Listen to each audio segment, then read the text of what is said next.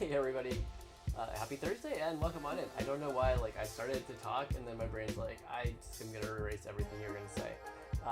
It's cool like that. It's cool. Anyway, hi, get my glove on. So you're here at Wagworks GA, and that means you're gonna see some art tonight. It's Thursday night, and this is what we do. Welcome on in. I hope you're having a good night so far. For those of you who work a regular week, hey. We're almost there, y'all. One day left to go. By the way, I'm Jeff. You can also call me Wags. Nobody actually does that, and Frank doesn't even usually spell my actual name right, but he does at least call me Jeff. My microphone's over here. Can you hear me okay? I got so excited to start that I forgot, microphone needs talking. I'm Jeff. You can call me Wags. Hi. Let's see, what do I have for announcements tonight? There's nothing too crazy going on. We're going to keep going on our D&D piece tonight. I'll show you where that is in a few. I'm real happy we're going to get, I think, tonight into our last row, which is pretty exciting. 4 rows, 23 characters. This is a lot, y'all. I'm still so happy that I did it. I'm working on it, but yeah, what else is going on? Yeah, I've been taking a little bit. I've had some time to be able to take off of work, so I'm trying to figure out if there's a point anywhere in the time that I've been taking that I can do an extra stream coming up. We'll see. It's a family life, so we're busy pretty much nonstop. But I may aim for something either tomorrow or the following Friday. It would be a daytime stream, but it's like a limited window. So we'll see where that goes. It may not be, but I will try to announce it. If I set on something, at least an hour beforehand, I'll throw up a story up here on Twitch and let y'all know that I plan on going live with something. And hey, it probably wouldn't hurt to make some more progress on this D&D piece. The goal is to get this done, by the way, before the end of the month. Now, yeah. We're making progress. I've been working on this one for a while. I think I started this piece back in November, and I've been working on other things along the way. So I've shelved this for months of that time, and it's only been over the last couple of weeks that I've really been working most days on it. So it's coming along much faster now. But the goal is to finish it up because I expect that we'll be picking up our campaign again sometime in the next month. I haven't heard word yet, but because we haven't had any of the kind of what do they call them, the unexpected sessions at the old library, they're switching. This is our Orange County Library System run game. Our librarian is switching from one branch to a new branch that's just opening, and so the games will move there. But they've had some delays on getting the new branch open. So he's done a few spot games to fill in at the old library while they were waiting to get the new building and start shelving books, I guess he said. But those games, I think the last one was in maybe February or early March. So I expect, since we haven't heard anything throughout April, that means he is busy shelving books, which means that the new location should start soon. And I want to have this done and have some prints, have a big print for him and some prints for all the people who played, have those ready to bring as well. So that also then means that we're clearing the decks for Games Done Quick donation piece. May 1st, the summer Games Done Quick game list will be released. And when that comes out, I'm going to take a look over it, figure out what I want to do, what format it'll be, what game I want to do. And from there, May is our month that we're going to complete the Games Done Quick donation piece, so I can actually get it submitted to them more than a month before the marathon, so I could get it printed and actually get it here and look at it. That is the ultimate goal. We can function without it if we have to, but I really don't want to. I've had enough luck with things turning out when I haven't taken a look at it that I'd rather not risk it too much further. But May will be our month for that, largely. And we'll complete that in May, and then June, who knows? We have right now, CoreToons is, we're gearing up our activity-only issue, which will be mid-May-ish. which largely we have almost everything there. Don't have any new comics to make. I might do a couple smaller things for it, but I think I'll probably end up doing them just quickly, like off stream, unless I find myself with time on stream unexpectedly. And then as we roll into June, we'll probably start thinking about our back to school issue, which will be August. Also, I would love to get to do some Disney art. I haven't done any slice of life comics in a while, so that might be nice. We'll figure it out. We'll get there. July 3rd will be my 3-year streamiversary. I'd like to do something special for that. I have not set about planning that yet because, you know, ADHD is great, but something. I'd like to do something. That is my vague, not promise, but statement. Oh gosh, I don't know. Oh, and there's a thing I was gonna show. Oh yeah. Because I was talking about CoreToons, I will drop the command right here. You can check out our Substack. We've been a bit quiet on Substack lately as we've been doing the digital magazine. But now that we're getting ready to round out our year, the back to school issue in August will be our last issue of the 1 year that we've been doing this roughly every 2 months. It's been really cool to do, and I'm super proud of our magazines. We're not sure if we can muster the effort as 4 people to keep doing it that way. So we'll probably be changing up formats as of next year. We'll finish out this year, of course, but as such, we've stopped selling the subscriptions. We don't want anybody, paying money for a year. Excuse me. That we're not going to do another year of paid subscription model. We'd like to keep it around in some format because we really like it. We really like what we've been doing. So, and because of that, we have decided that we're going to be less restrictive about sharing our issues as they come out.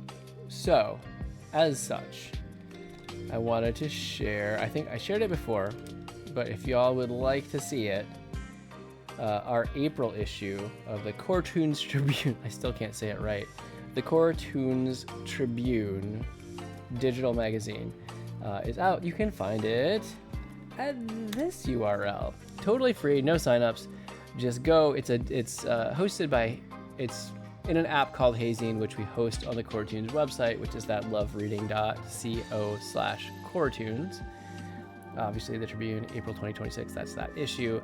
So it's like a digital magazine, and you can flip through, and it makes the little page-turning noises, and there's links. So I've got a time lapse of the comic that I did for it in there, so you can watch that video. I did a really cool. Well, I did an interview with Cesar Lador, who is really cool. He's our feature for the month. He's just a super talented illustrator and really cool guy, and we had a good chat. He's actually been on this stream before when I was doing interviews for the this thing, excuse me, BB-8. Yes, there we go.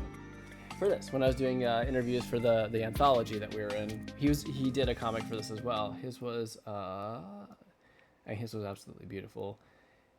It was. Let me just take a really long time and slowly flip through a book because that's very exciting to all of you. I can tell. Oh, wait, okay, I should just look at the table of contents. There.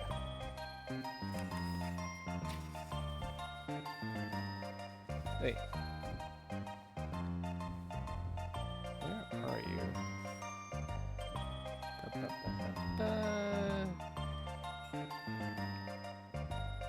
Yeah, it was right at the beginning. Okay. I should have started at the beginning, not the middle. Yeah, this is the Junk Wars. It's he does this amazing watercolor work. It's just so cool. And you can see some of that in this issue of CoreToons Tribune as well. By the way, while I'm talking about the anthology, I don't because I've been lazy and haven't set up any of my tiles for this page, my Twitch page. I don't think I have the link handy, and I probably should, but for the time being, if you missed the Kickstarter last year, but would still like to get your hands on a copy of this, it's not the definitive edition or the deluxe edition with like the flaps and the spot gloss and all of that, but if you would just like to get a copy of our book that we made with our Kids Comics Unite community, Ashley and I have a 4-page comic in there. We were part of the publication committee that kind of oversaw the process of getting it done. What else? Like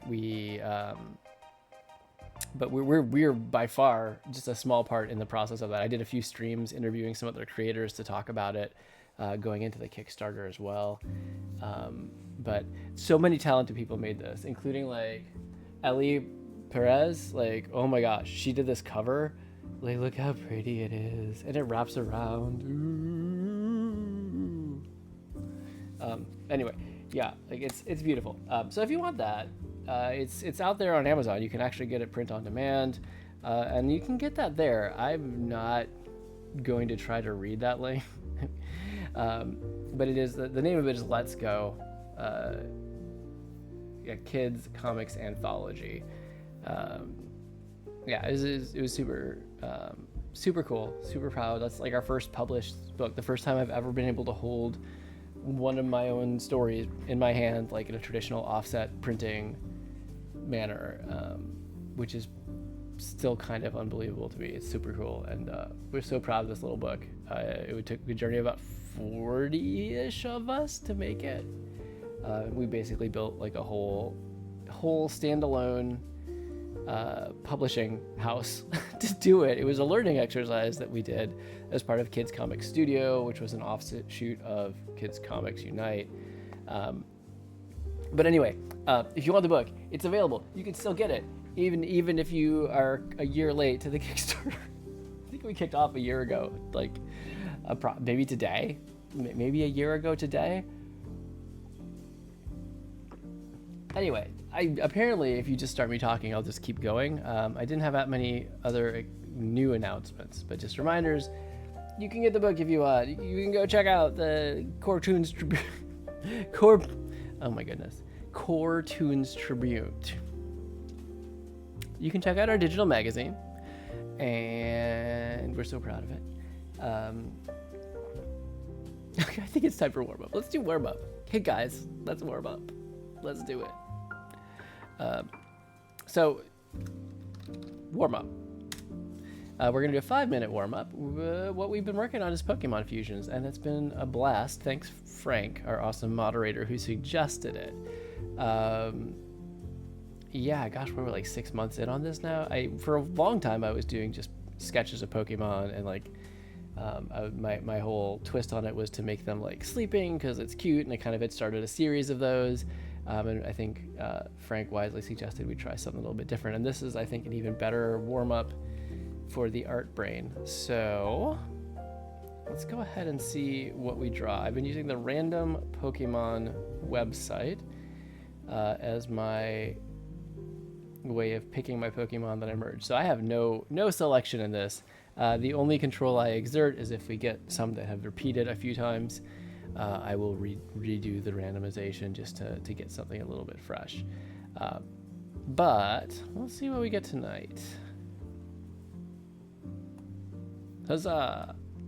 Generate! Oh, that's interesting. I don't... Dare I say that's one that I'm unfamiliar with. So we got Clobbopus and Minior core. I see a couple pretty obvious things we can do with these already. Overall, I haven't gotten either of these ones before, so I'm cool moving forward with it. So what I will do is... Such a small... Yes, absolutely. Also, hey Cyberlink, how's it going? Good to see you. So I'm going to clear this out while I pull up my reference real quick.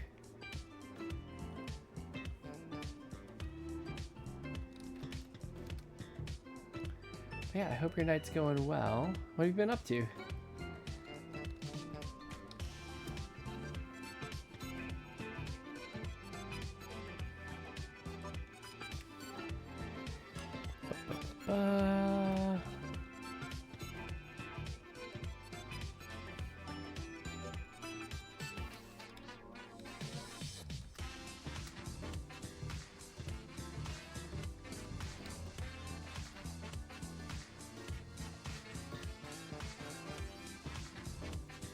Right, one more to go.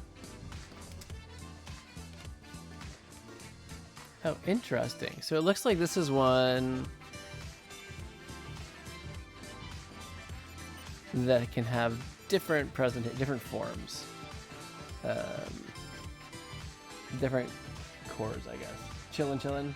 What's the weather looking like in yours? Honestly, it's not to brag. It's been pretty beautiful over here.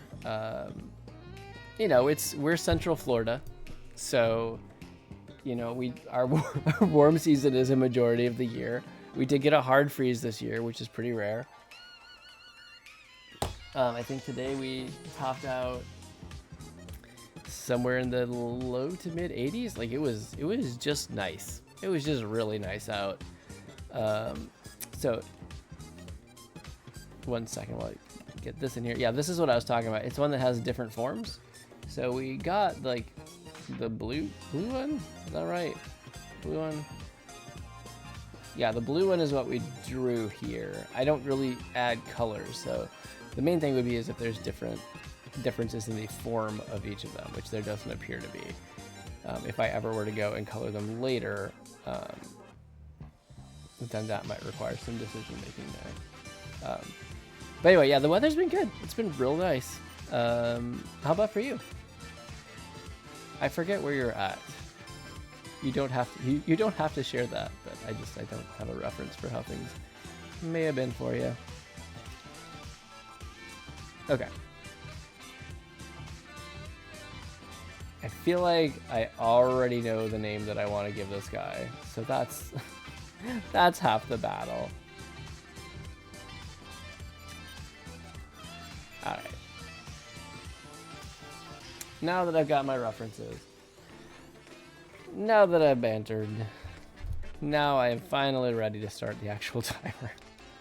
So, usual spiel, like, hey, you should also draw if you want to, because it's lots of fun. And even if you don't draw the Pokemon, even if you draw, I don't know, a bird, a tree, whatever. Good. Oh, Maryland. Okay. Yes, this is the warm-up drills. We are combining them. Yeah, I've been working on this I've been doing these as a warm-up for about 6 months, and I've been having a lot of fun with it. Oh, Maryland, nice. We used to live there. We lived in Maryland. Ashley and I. Ashley, who is the A in Wagworks GA, who is my wife and creative teammate. We lived basically in Columbia, Maryland area.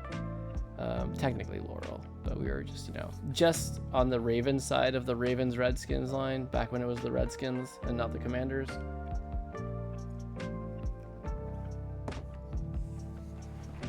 Honestly, I think I was, it would have been cool to have been there for the name change. I was pretty pleased with it, but yeah, it's a beautiful area. We loved it up there. It's really nice. Okay, we can keep going. I'm just gonna go ahead and start the timer and start sketching. So if you're drawing, which please, feel welcome to do, 5 minutes starts now. As soon as I find my stylus. No, it starts whether I find my stylus or not. All right. Yeah, so my usual deal, of course, is that I don't draw a lot during the day. I work a day job that is not art, and therefore it's nice to have a little bit of time to just kind of warm up and get into art mode. Okay, so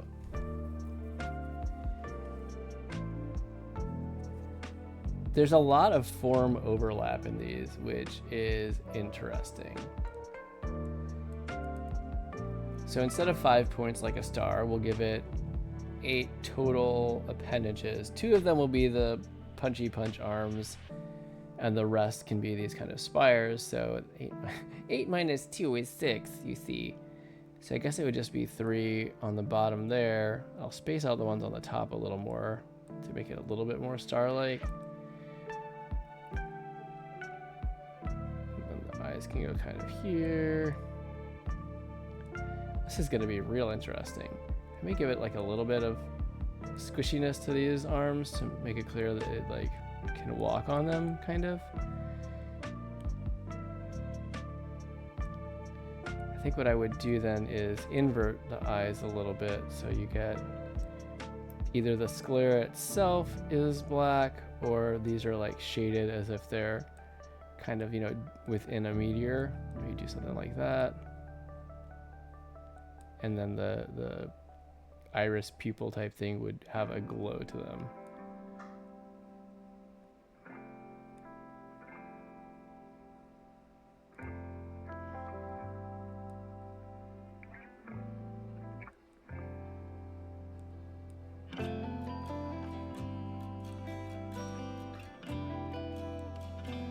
So then instead of just making it a punchy punch, I might actually just make them more pointed and jabby. I don't know. Maybe. I feel like this works. I'm gonna make this bigger.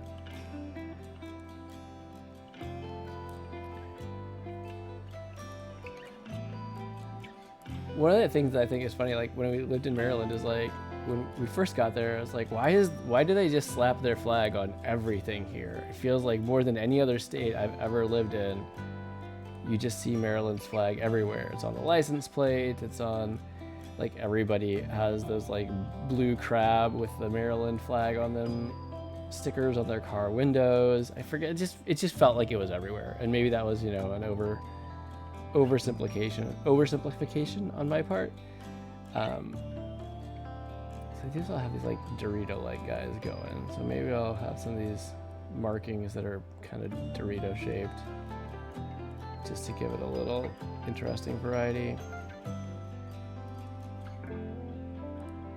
Just that.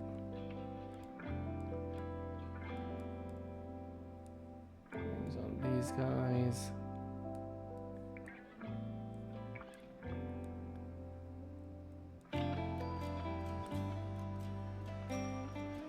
What am I missing? Oh, there's this. So I add like the little ear hole basically for the octopus there. But what's funny about it with the flag was that then, like, the longer that we lived there, the more I'm like, dude, our flag kind of rocks. I really like this. That's cool. Yeah, it's kind of funny. You know what? I love it when the Pokemon are actually kind of a simple shape, and I can just kind of be done much faster. I'm gonna actually start doing basically inks here, maybe pencils. Well, let's do black. Let's not be afraid. Let's just go ahead and do this.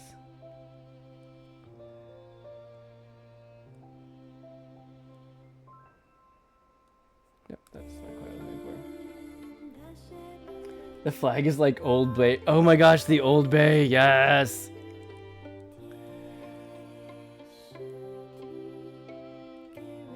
We also like to play, like, it started when we lived there, and we still do it every time we drive through Baltimore. Ashley and I have this game we like to play where when we see the Domino sugar sign, oh, well, I guess I didn't have that much time left, but I started inking it technically, so that's cool.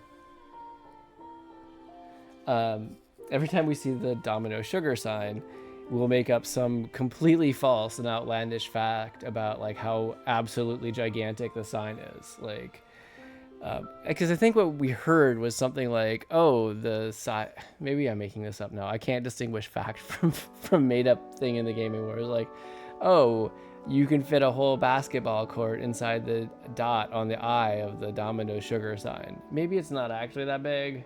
Maybe not. Anyway, we would make up things that were increasingly ridiculous about it. Like, you could fit the entire island of Manhattan inside the eye on the Domino sugar sign. It was fun. It kills time when you're stuck in traffic on 95.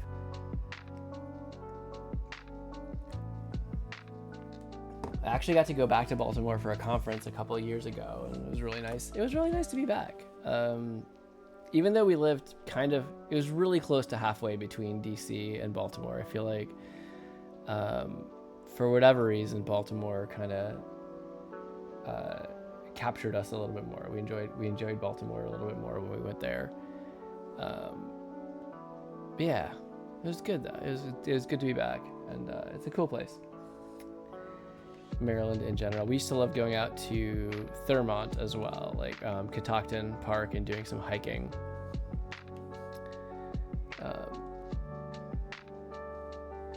All right, I'm gonna go ahead and save this guy.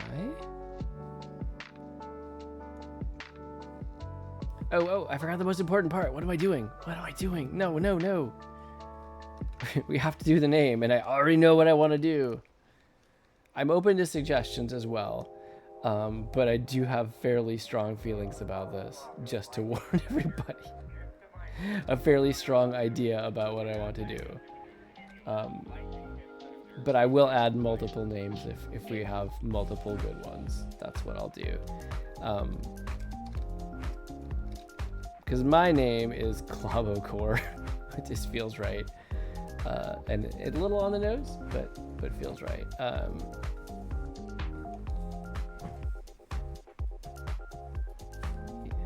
all right, now I'm gonna save it.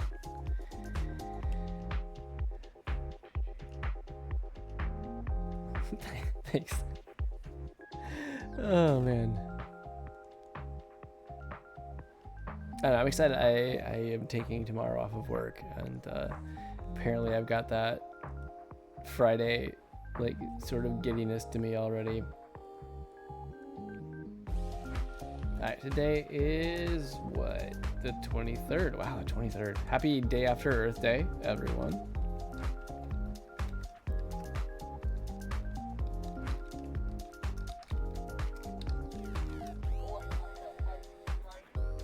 Okay. That's pretty good.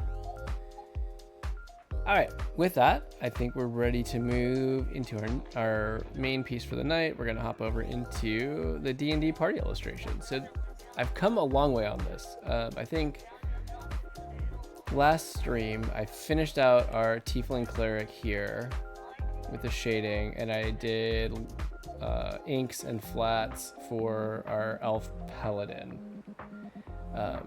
As you can see, we are getting there.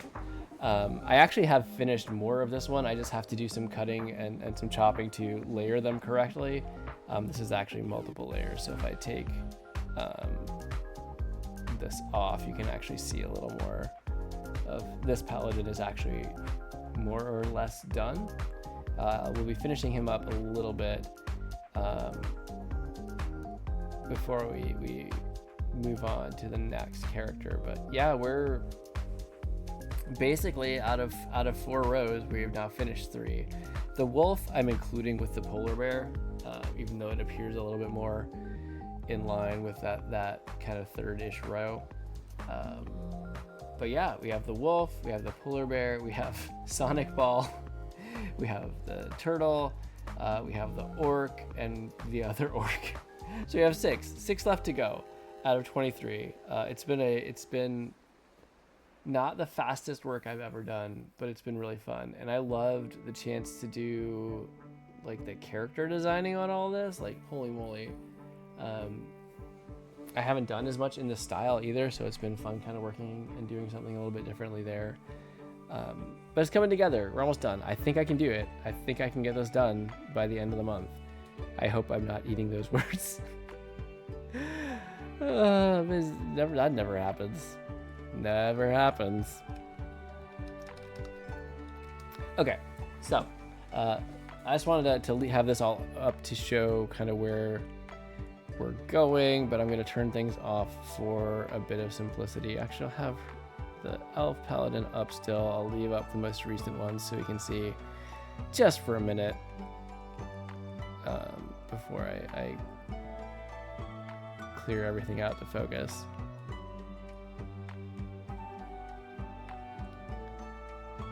Alright, so yeah, last stream we finished the shading and highlighting on the Tiefling Cleric. She's good. I finished all of this on the Elven Paladin, and here we go on Human Paladin, which mostly I'm done with. I want to add a little more shading on the face, and some sharp highlights for the metal to give it the shininess. But we're real close, and I'm very excited about that. Let's see, did I do highlights already on a lot of there? I did.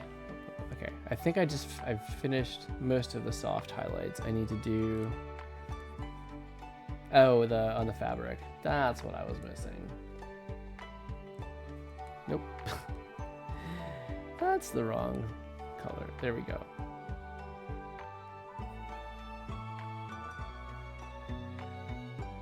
What I've been doing for these also is roughing in the color, you know, even if it's a little bit jagged, on a soft light layer for my highlights. And then I'm just using a blending tool to kind of smooth it all out, give it that more gentle feeling.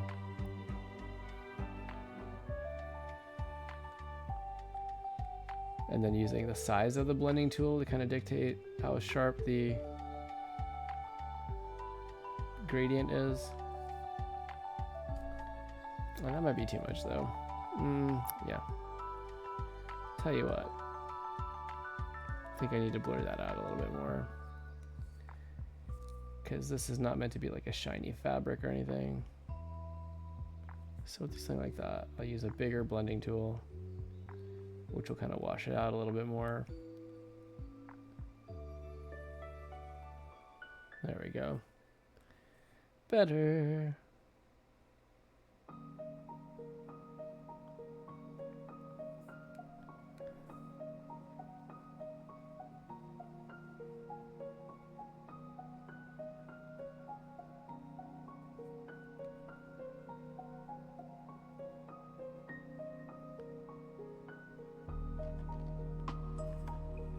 Okay, and now just a little bit of highlight here on this boundary to give that a little more sheen.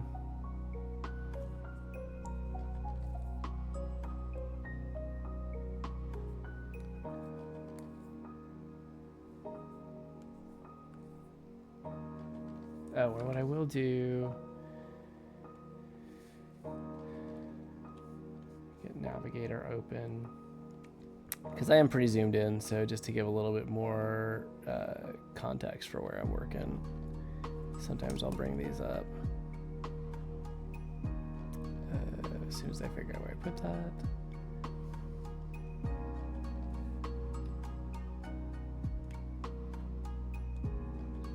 Almost there. Just doing OBS things, don't mind me.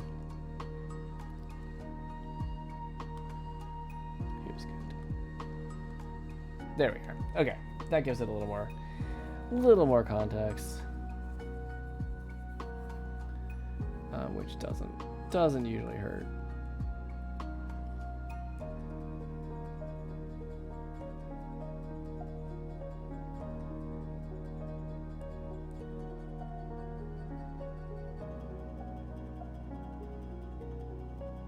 Eventually, I'd really love to get better with just the brush tools and be using them for a lot of this type of thing. But I have found the blending tool has been a pretty natural fit for me. It feels pretty intuitive for doing a lot of this, so I've been mostly happy with using that for the time being.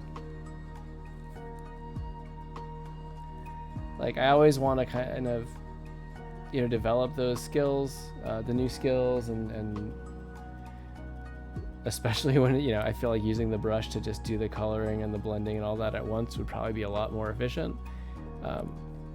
And that's one thing I could certainly use in my art, is to add a little bit of speed and efficiency. But I also recognize that, you know, sometimes you just got to figure out what works for you and go with that, because there's also time investment in learning a new tool, which I often forget. Like, oh, I'm gonna learn a new thing, it's gonna be so much faster, and then I spend so much time learning the new thing. Yeah. Only to realize that, honestly, you know, especially by the time that I finished like the specific tasks that needed the new thing, if I had just done it the old, slightly slower way, it would have been either faster or just like a wash on time. You know how it goes. You know. Alright, a little bit more. I do like the little pop of depth that you get when you add that little bit of extra contrast from getting a good highlight layer in there too. Okay, now we just need hard highlights. So I'm gonna do a hard light. I'll do some blending, but this, in general, these are going to be sharper gradients because these are the brighter reflected lights.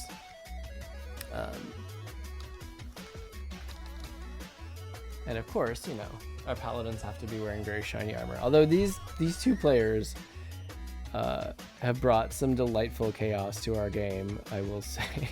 Like, they're paladins, but they're also just like constantly casting, you know, curse on each other. And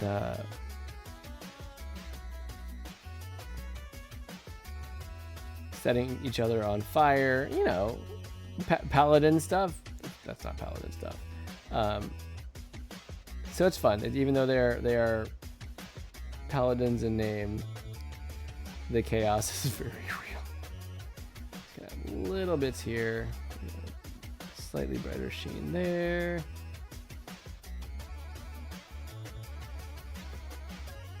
And like I said, I will I don't know where I was going with that. I will soften some of these with the blending tool. I'm not going to leave them as just like super sharp, but in general, it's going to be like a lot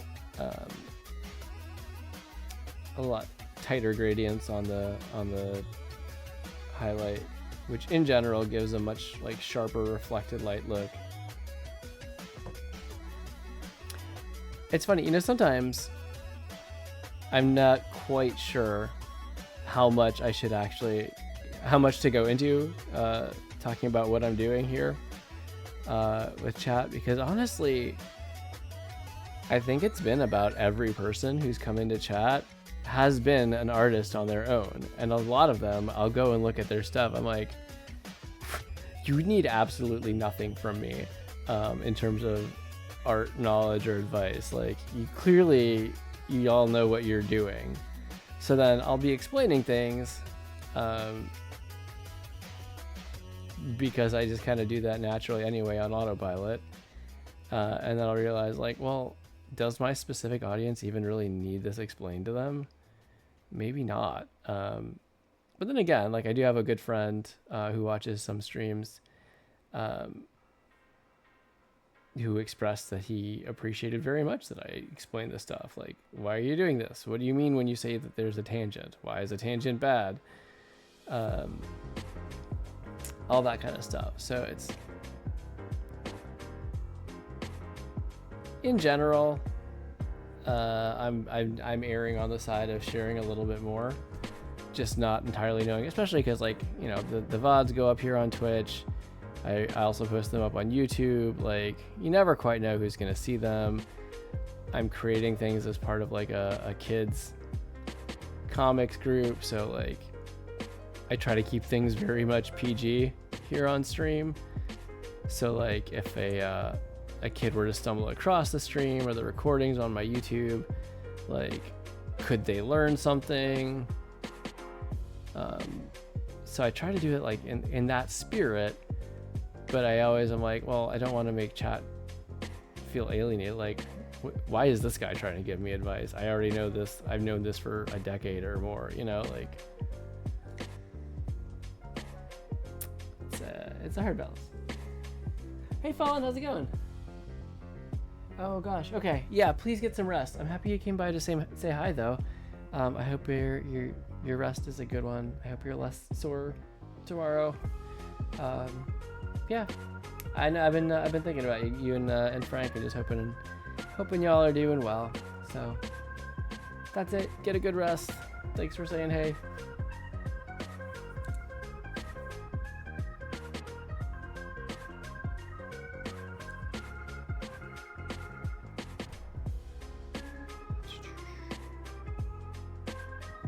All right, let's see. You know, we're just about there. I'm gonna add a little bit more bright, like, reflective shine on here.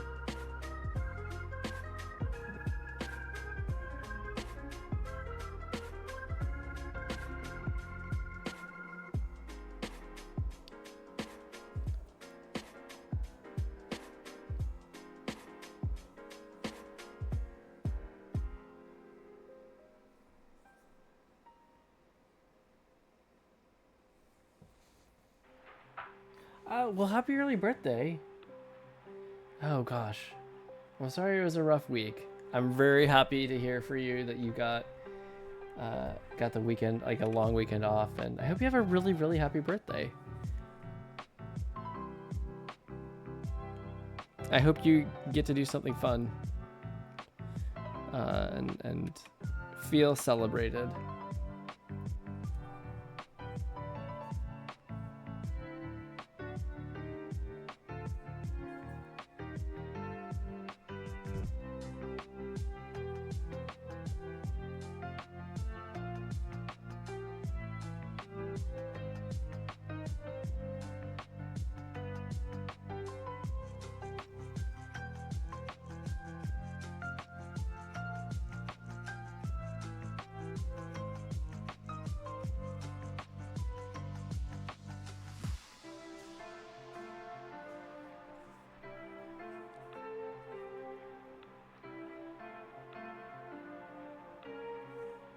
That sounds pretty fun. I mean, that was always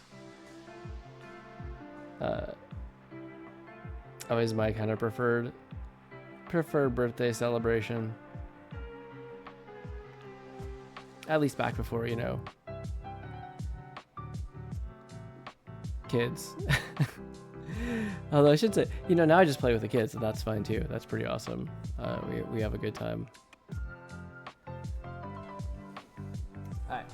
No worries. Again, thank you so much for stopping by, and I hope you have a great birthday. And I hope you get some rest and relaxation, most importantly of all.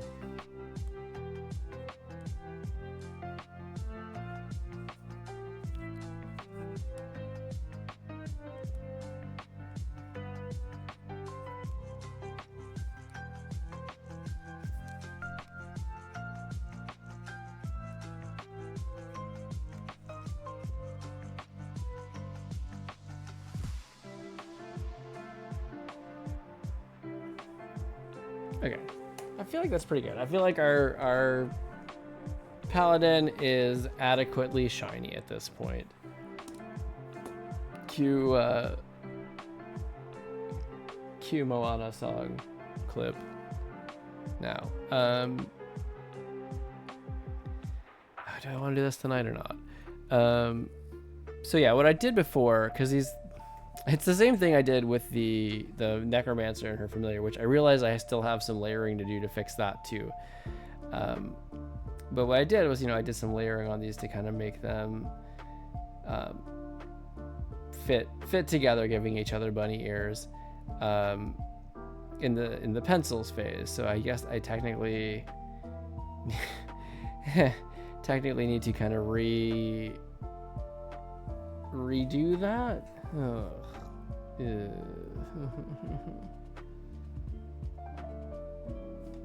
Let's see. Okay.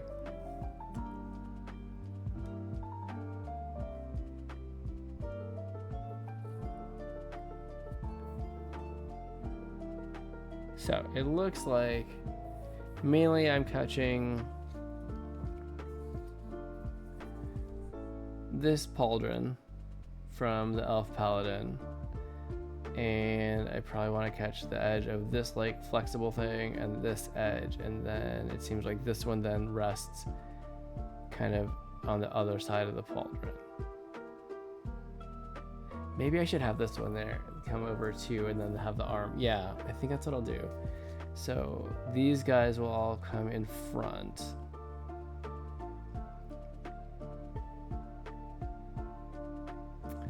And then after these guys, then all of the paladin stuff. Okay. I think I know what I need to do. The question being, can I actually do it? Right, so I'm gonna need to duplicate some layers. Okay.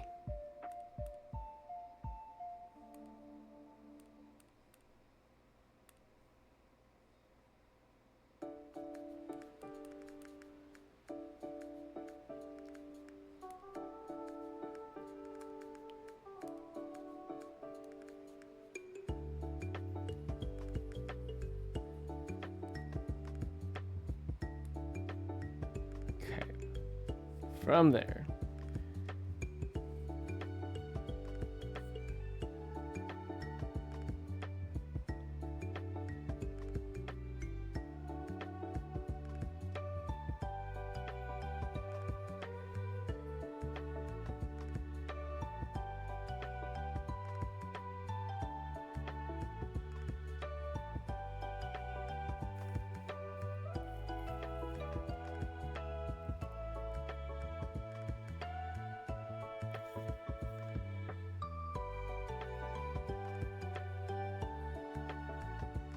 Okay, I think this is what I want.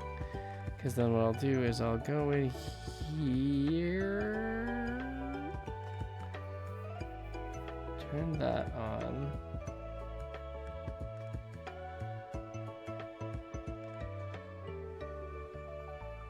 And erase it.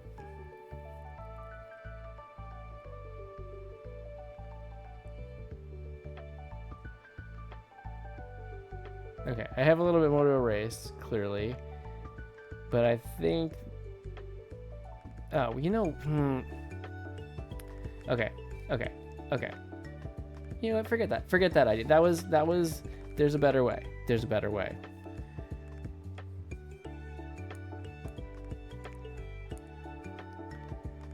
And we're gonna use the better way right now.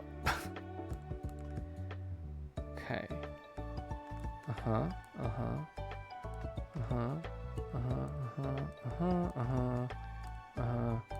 Now there'll be a little cleanup to do, but on the whole, in theory, this is gonna work better. Well, okay, yeah, almost, but that's, I think, actually a little bit better. Oh goodness gracious! All right, nothing a little eraser tool can't fix, in theory.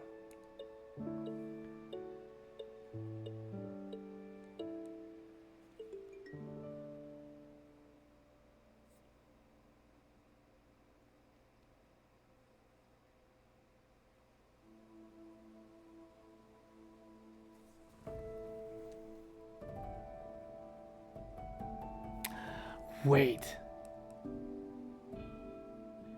Even better. Hold on. Duh.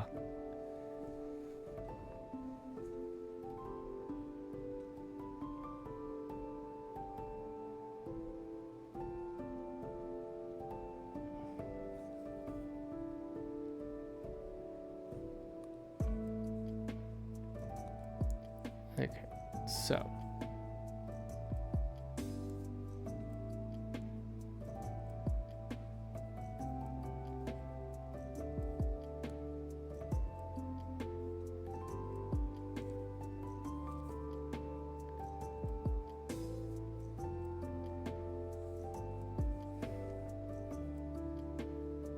Right, so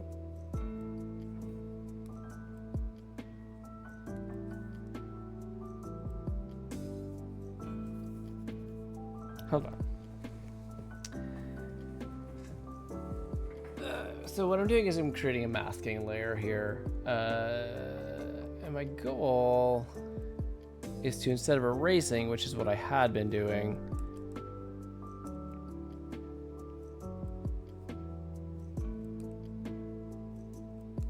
to simply mask out the parts of it that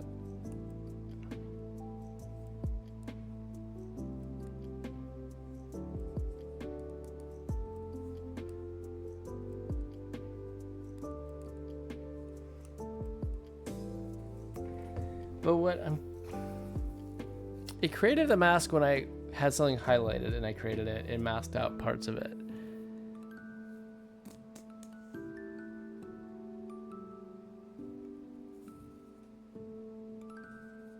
But it does not. Okay. Let's think this through.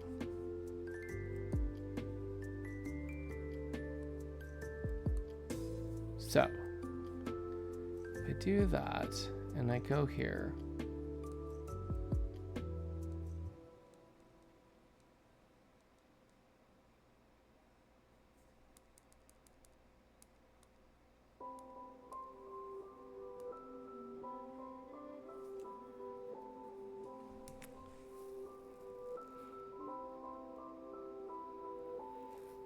Okay, so it'll do with a selection, but it won't let me. Okay. So what if I do it here?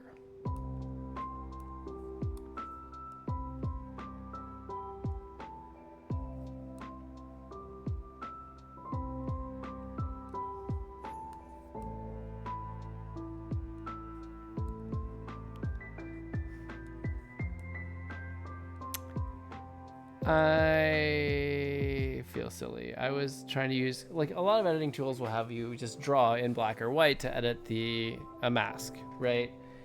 GIMP works this way. I want to say Photoshop worked this way the last time I used it, although I could be wrong. Yes, so I was expecting that I would just draw in black or white and that would have the mask. Actually, it turns out no, I can just erase in the mask and it will handle it all. Yeah. Good to know. Very good to know. All right, so what I'm gonna do, you need to go behind. Or I'm gonna pull this one up to the front.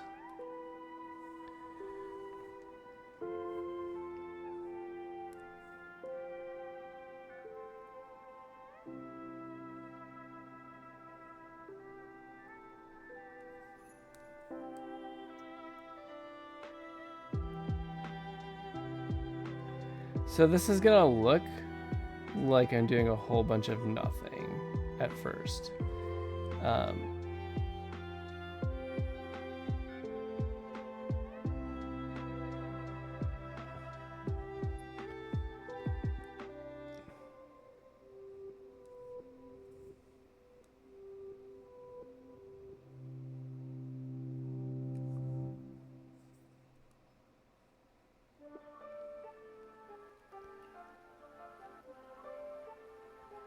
And then it will make sense.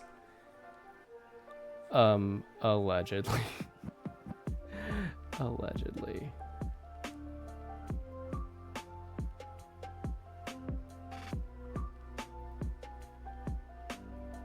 But first it will have to not make sense and it will look like I'm just doing nothing, tracing my pen here over a bunch of stuff and having no effect. But I promise I have a plan. Okay. Yes. This is the result I was hoping for. Because I can do this. Whee!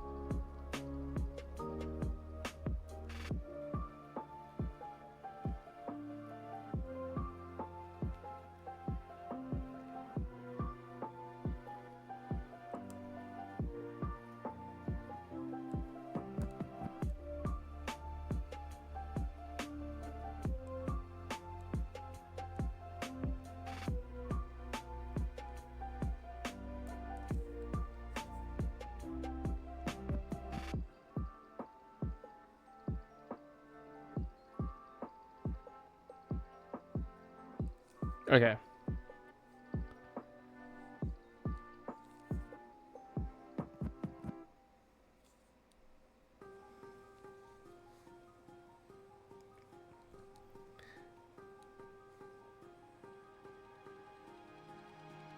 Not perfect, but not horrible. And I'm just gonna take that. I'm gonna call this done. I'm gonna call this layer done.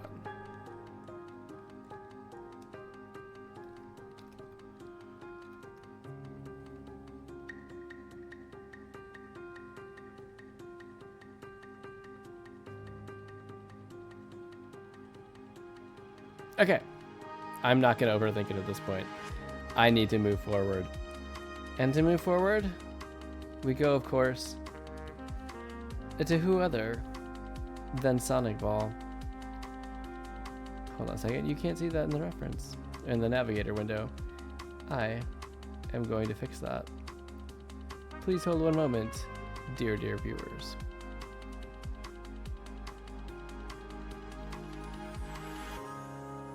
Yeah, maybe it's a little bit pixelated.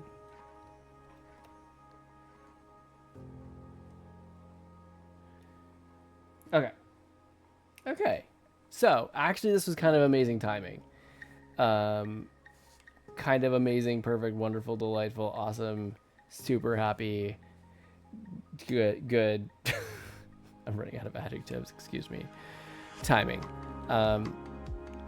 Next up, we have one of the most unexpected characters that we had in the whole campaign, and kind of my favorite concept.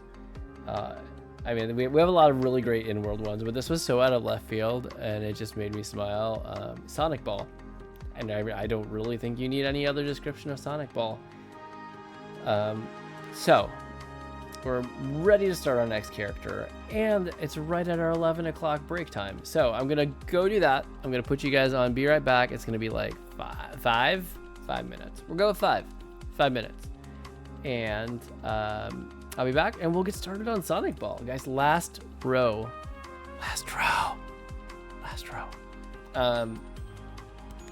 Yes, so I'm very excited about this. I'm going to run... oh, you can't see it because I fixed it. There you go. Okay, that's a good note to go on. All right, okay. Be right back. I'm going to run a 1-minute ad roll. I'll be on break between 2 to 5 minutes. We'll see how fast I can go. And we'll go from there. All right. Yeah, I'll see you guys in a few. Have a nice break, and I will see you on the other side.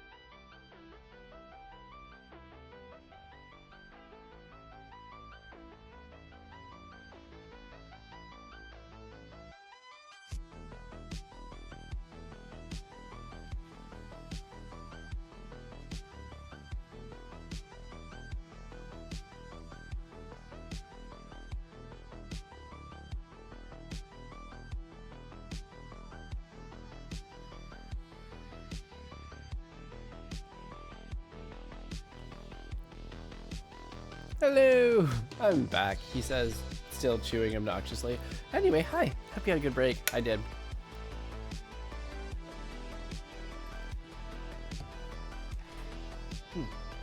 Alright, so, Sonicball. Let's do this. I did this, and then I went to like start itching my nose, and I was like, I don't know what that is. Apparently, I might be somewhat tired. But it is what it is.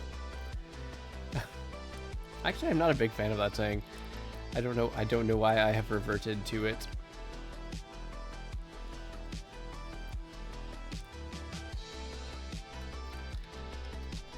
I'm tired, but I accept it, and it's just a factor of the life that I actually enjoy a whole bunch.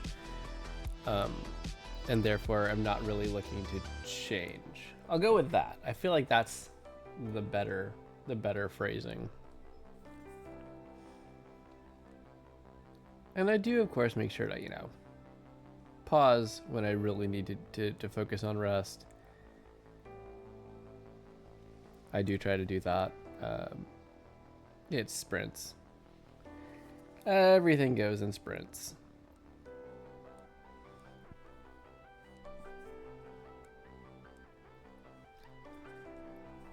Pardon me.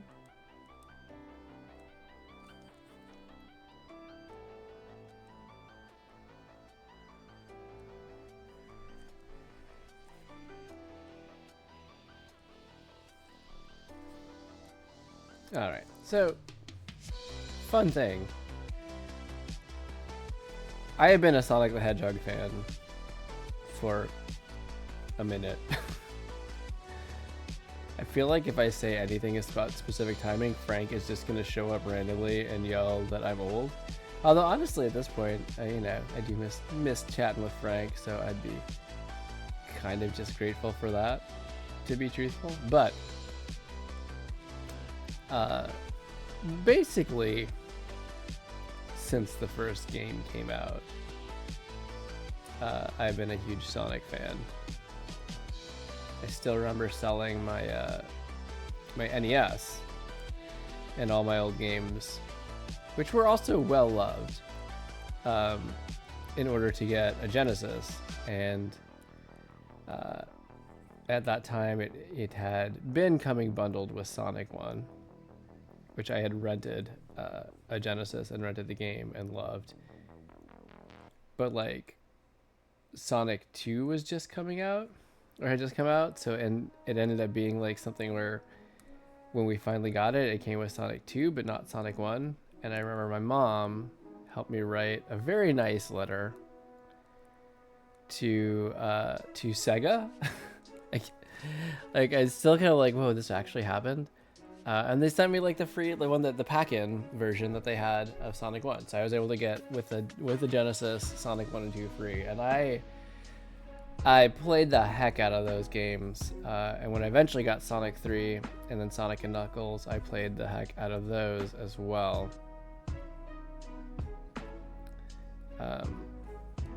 So yeah, been a huge fan of Sonic. So I've been drawing this character for a really long time. So it was kind of cool to get a chance to work that into this illustration as well. Yeah, honestly, Genesis had some really great games. Oh, you know what I want to do? I think I want to make the lines for the lightning a different color.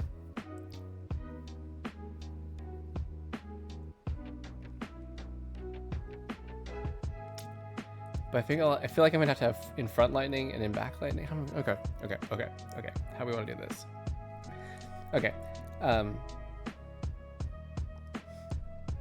never played as much of the. I was talking about Sega Genesis games. I'm going to continue on that for a second, before I'm in my brain working out exactly what I want to do here, and then I'll tell you what's about to happen. I never got as into the Phantasy Star games as I would have liked to. I had a friend who played them, and they looked super cool. And I've played through little bits of them and enjoyed them plenty. Like on Sega Genesis, also like Golden Axe, big fan of that one. D&D, very D&D coded. Shinobi was great. You know, it was an odd game. Now that I think about it, it was like so 90s. It's just so 90s. But what was a lot of fun was DJ Boy, which is like a roller skating beat 'em up. It was a strange game now that I think about it, but it was very fun and very, very 90s Sega in your face appropriate.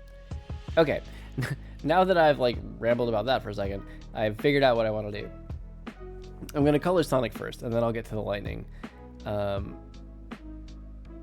the lightning will actually have 2 layers, as it turns out.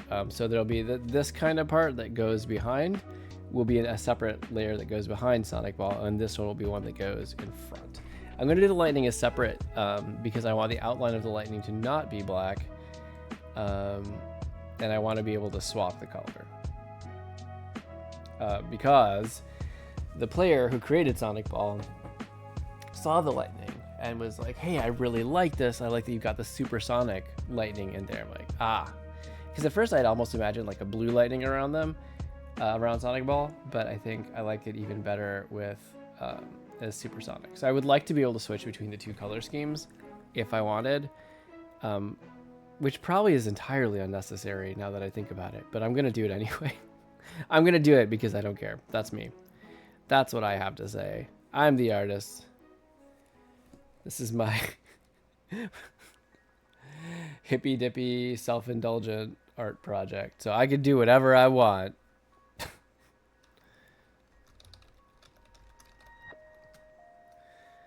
All right, so we're going to do supersonic is what we're going to do.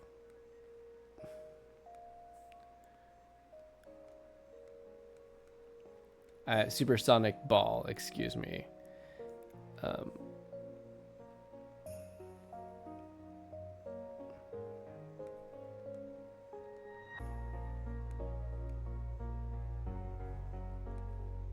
This is gonna be like the quickest character to put together. Oh my gosh, this is the best, you guys.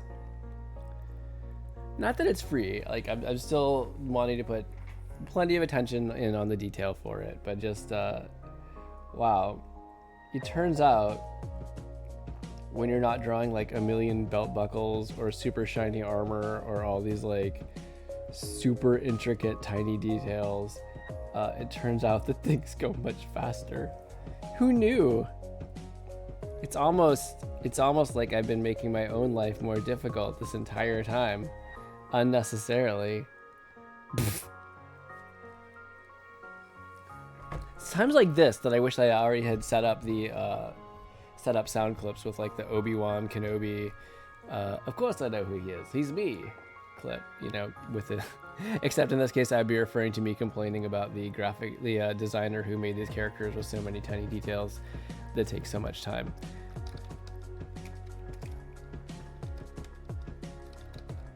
Okay.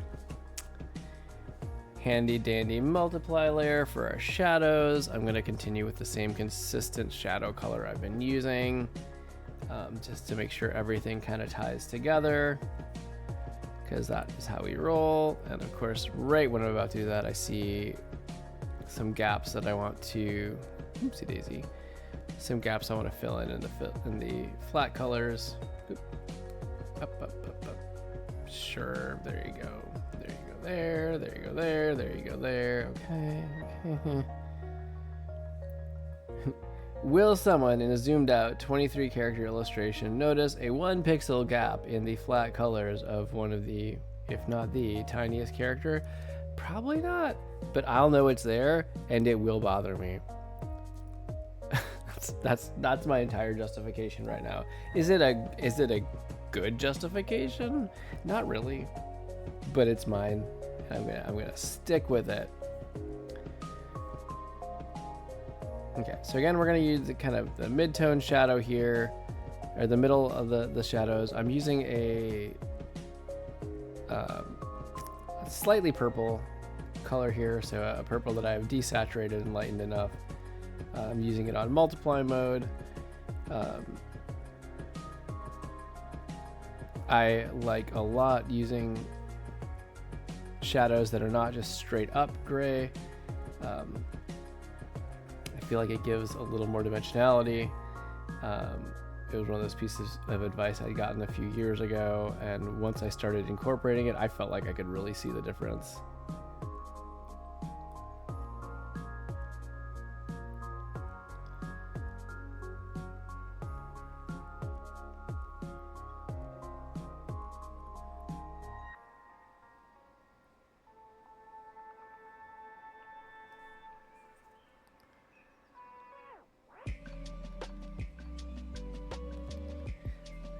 I'm going to go ahead and use the clip to layer below feature here, so I can be a little bit more reckless with my shading, I guess. Yay, reckless! That's what I want. Yay! I don't know what I'm doing right now. It's great.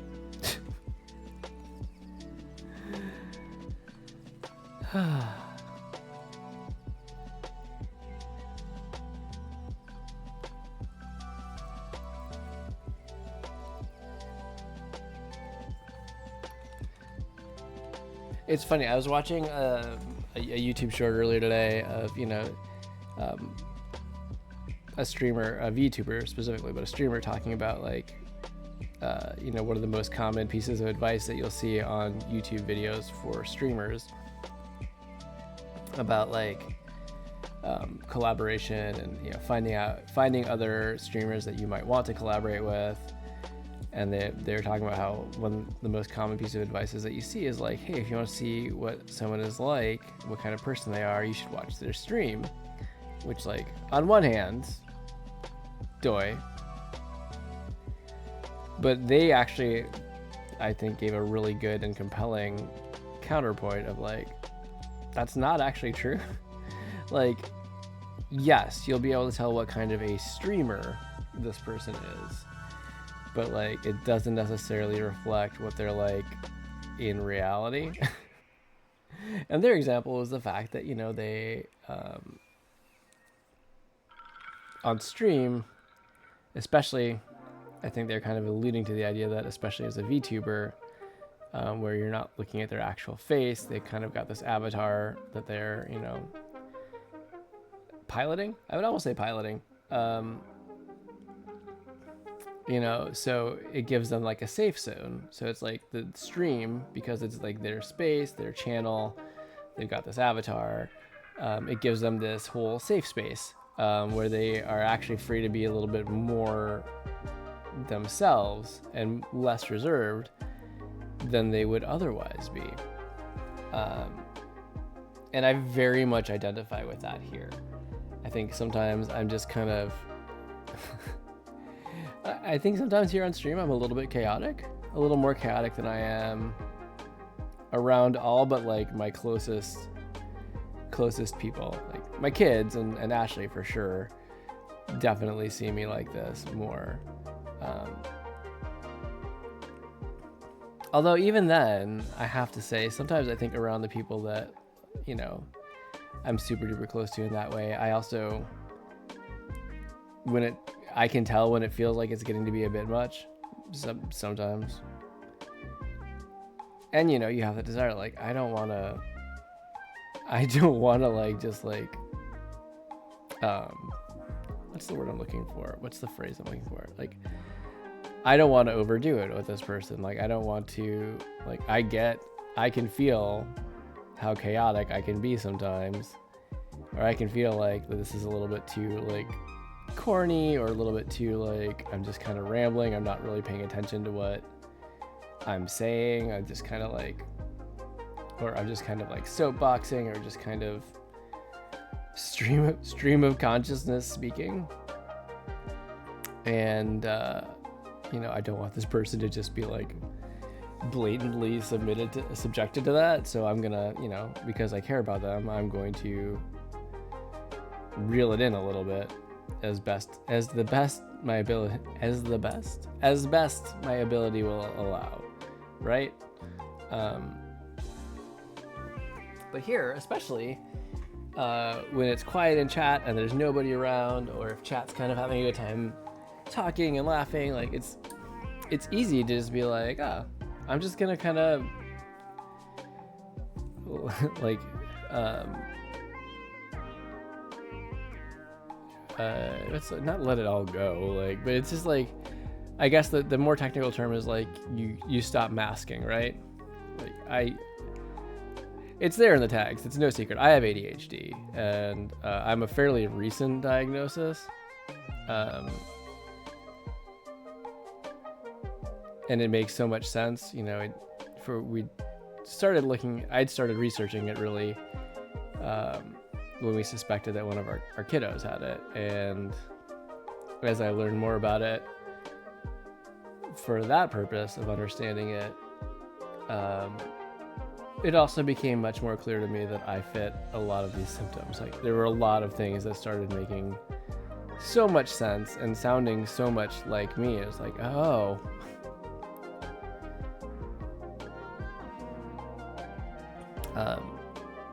And yeah, one of the things that you learn about is, and it's not just ADHD, there's a lot of other neurodiverse conditions where people will tend to, mask. And that's the more technical clinical term. Where it seems to an outsider like your symptoms of whatever your neurodiverse condition is maybe are much less than what they actually are, because you are actually exerting great effort to reel it in, because society has taught you that, like, this is not an acceptable way to be. There are repercussions to being this way. Therefore, you're rewarded for kind of holding back the raging waters as long and as best you can. And when you let things fully flow, you're kind of punished, or it stands out. Things don't go the way you want to. People can't relate to you as well.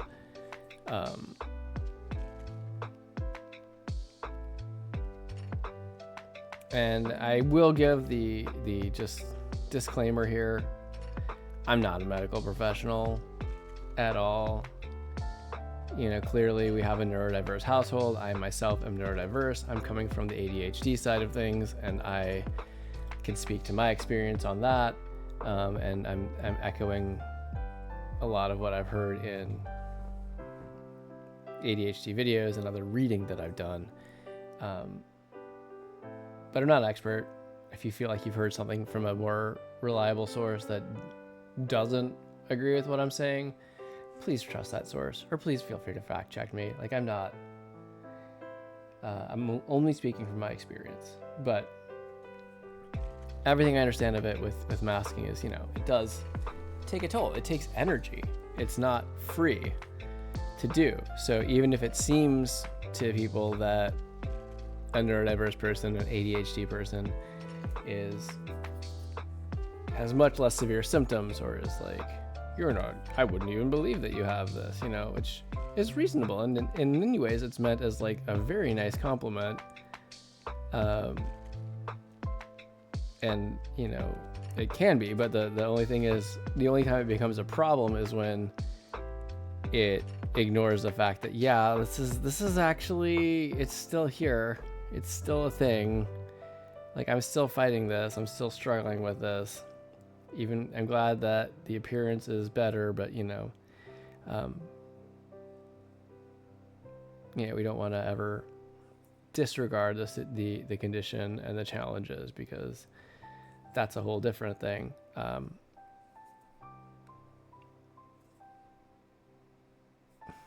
But yeah, the masking, it takes energy. It is not free, and we can only do it for so long before, like, we kind of have to stop and kind of just not let it all out, but like drop the guard, I guess, is what I kind of go with. Well, hey, look at that. Sonicball's almost done. The lightning, I think, will be the part that takes a little bit more. I'm going to smooth out these gradients a little bit. Nope, that's the light. I need the shadow. Haha, get it? Shadow, because Shadow the Hedgehog. I'm so funny. It's great. And this is something that I have to keep in mind with my neurodiverse child as well. It's like, masking is real, and it can cause a lot of fluctuation in what you see out of a person.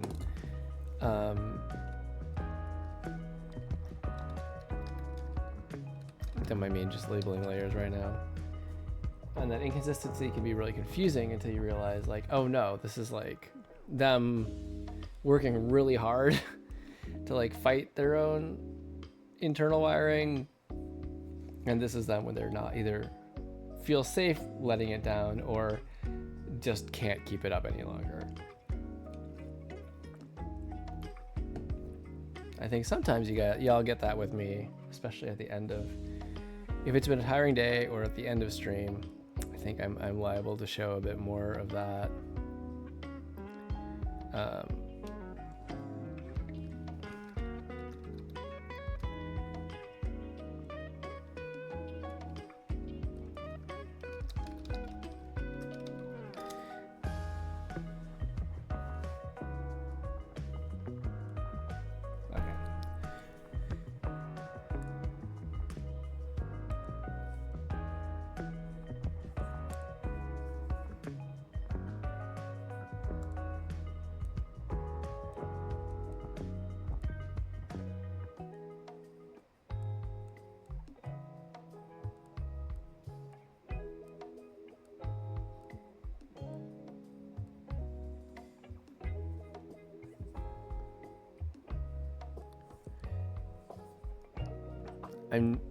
I think that's what got me on this random topic, but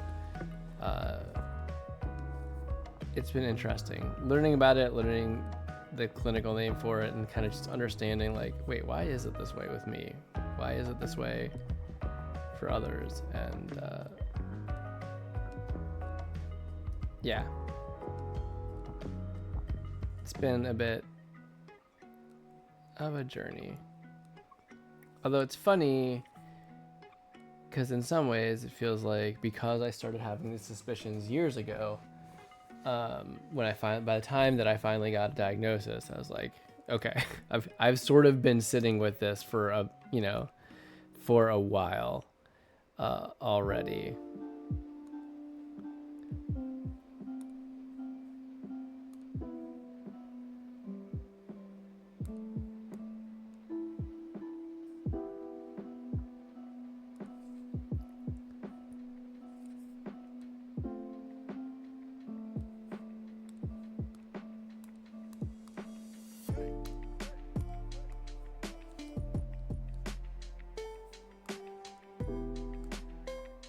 Nope. Too far no.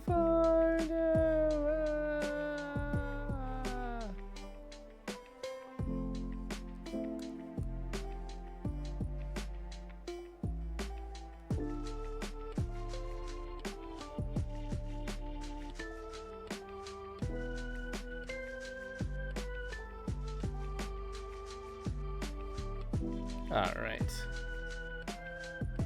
Yeah, we're gonna do it. It's 11:34. We are going to finish a whole character. Yes, a simpler character with fewer details and crazy things, but still a character nonetheless. We're gonna finish a whole one, from inks through shading and highlights, in one stream, and not even have that have been the entire stream. Look at us go. Truly, we are superpowered and a force to be reckoned with. You know it. I know it. I don't know where I'm going with this. It's fine. It's fine. It's fine. It's fine. Yes. There.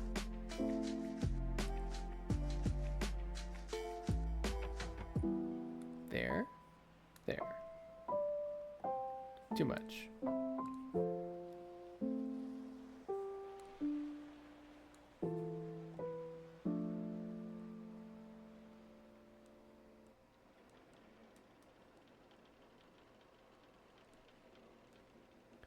I'll turn that down slightly.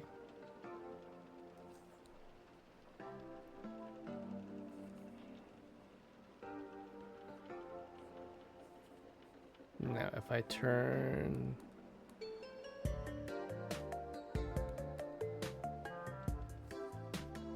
Yeah, okay. Oh, Do you see it, chat? I see it.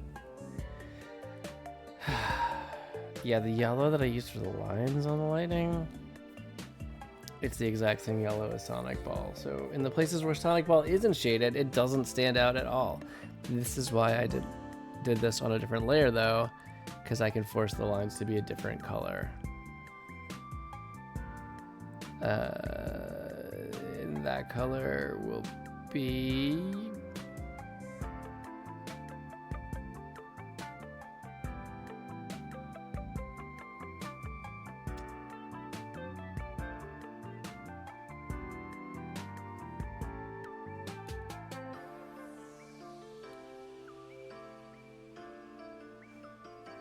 That's interesting.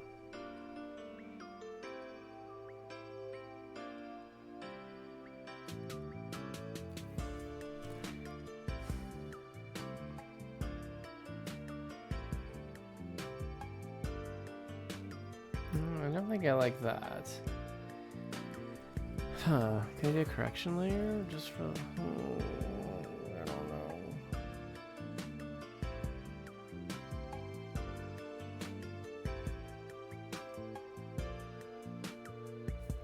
Maybe. Hold up. Am I a genius? Most likely not.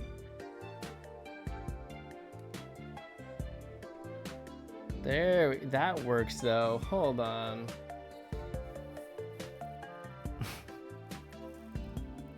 I'm a genius. No, I'm not a genius. It's fine.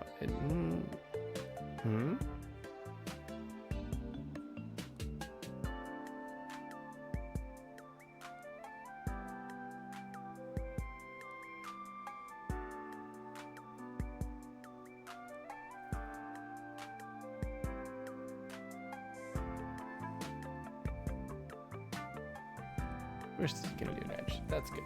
That's great. I like that. It works. Okay.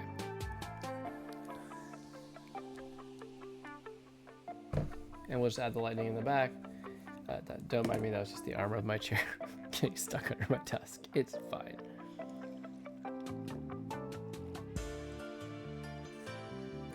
Okay. Okay, we're on a roll.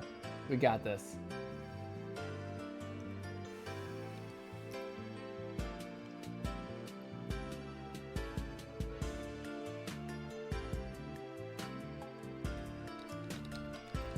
It's gonna look funky for a second because I'm moving a few things around, and it will be fine. There we go.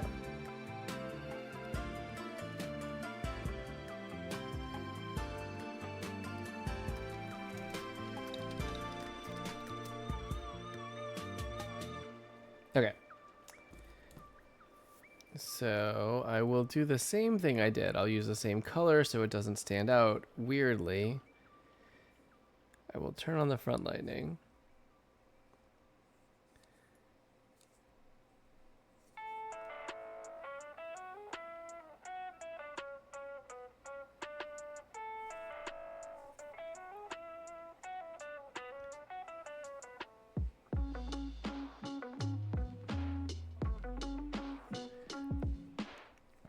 You know what I rediscovered lately, at least just slightly, was I realized that I had some old digital manga that I had purchased in the Viz app. None of this will show. I'm just drawing it, I guess, for completeness. I don't know. It's fine. It's fine. No, I don't want to do it there. I want to do it here.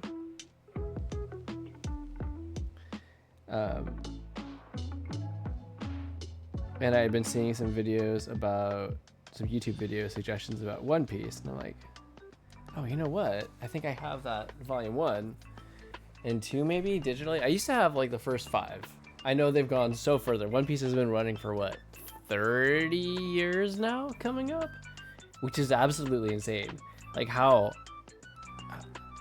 it's such an amazing feat to think of somebody like even with a team, which I sure hope that Oda has. It's crazy to think someone has kept up like that long. But I know like some of the other greats have, like Toriyama with the Dragon Ball Z, Dr. Slump, like all of his stuff. But wow, it's just so crazy to think about that and how long it's been going on.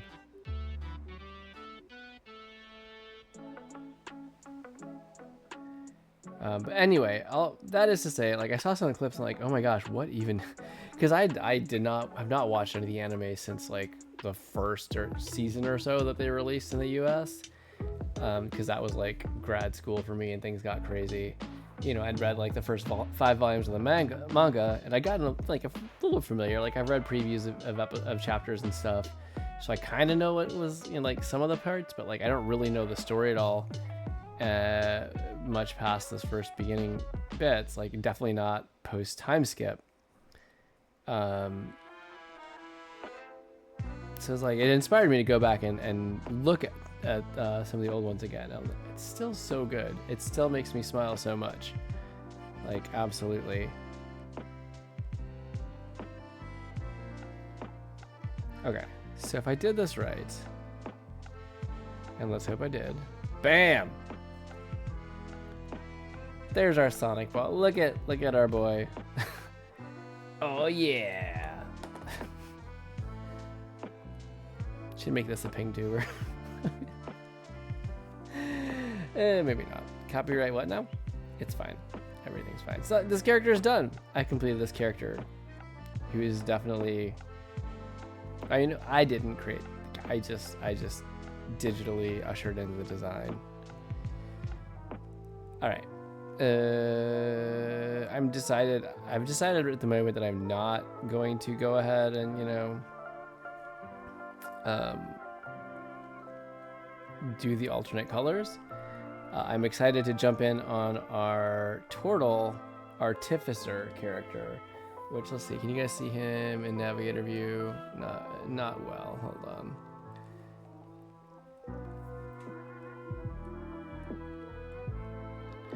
Let's fix that.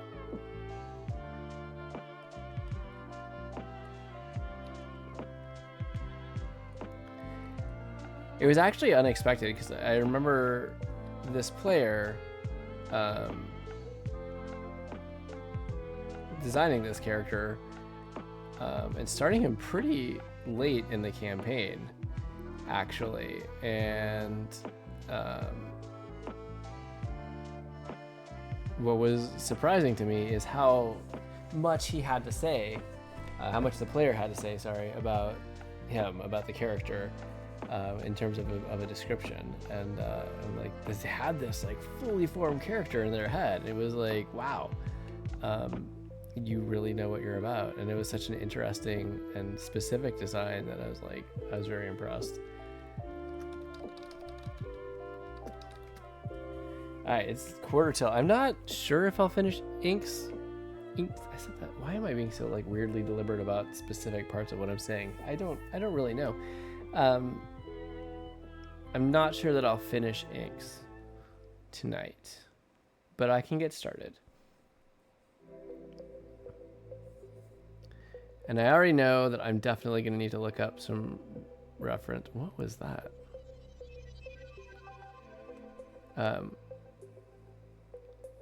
So this is a very specific type of turtle. This is a yellow-bellied slider. The player was very specific about that. And I did a lot of research and experimentation to get this character design. Actually, hold up a second.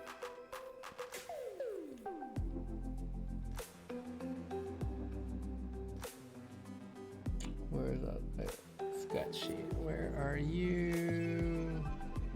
You can see I did this as like a book, basically, in Clip Studio. Here it is. So yeah, I did a lot of work to kind of visualize this character. I'm surprised I didn't save any reference, but like getting the head shape right was definitely some effort. And then figuring out how to incorporate things. Like he wanted a hat and goggles on his head, which was, you know, it looks really cool once I figured out how to get it in there. But it was a really cool request because it challenged me in ways that I did not expect.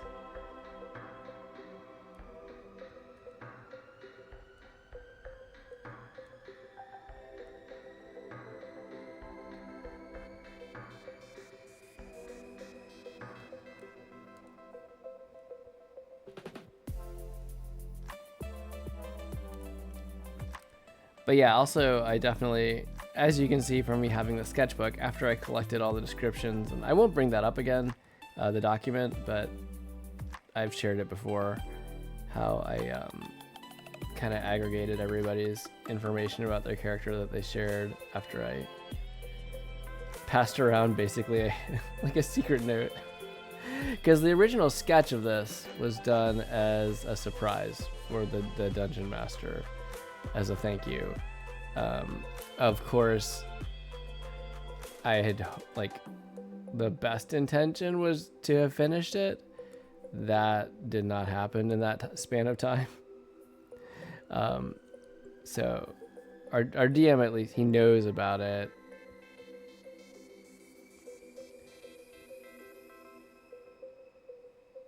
But the initial sketch was a surprise, and I gathered everything from passing around, a sheet of paper to get everyone to write their descriptions, and then once I had all that, I made a Google Doc, and then as I was working on characters, I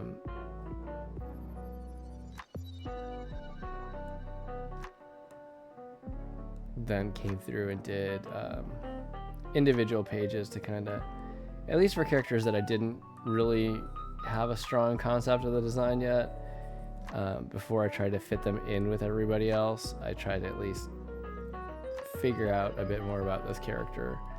And then sometimes the details would come in. There were a few that I was able to get mostly done in the bigger group illustration, and there was a few where the details didn't really come in until with the concept I had to play around with, and then the details I came and filled in a bit more of.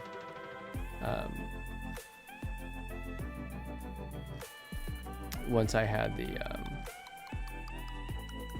the concept down and started, bringing them into the actual illustration. Okay, actually, nope.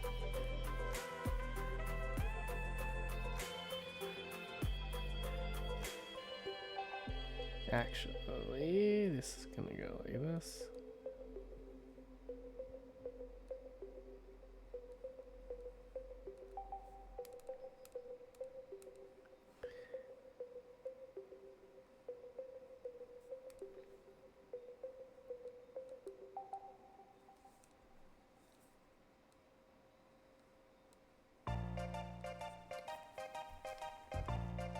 I don't know why I reached that way to itch my neck. That was odd choice. But hey, sometimes we make odd choices.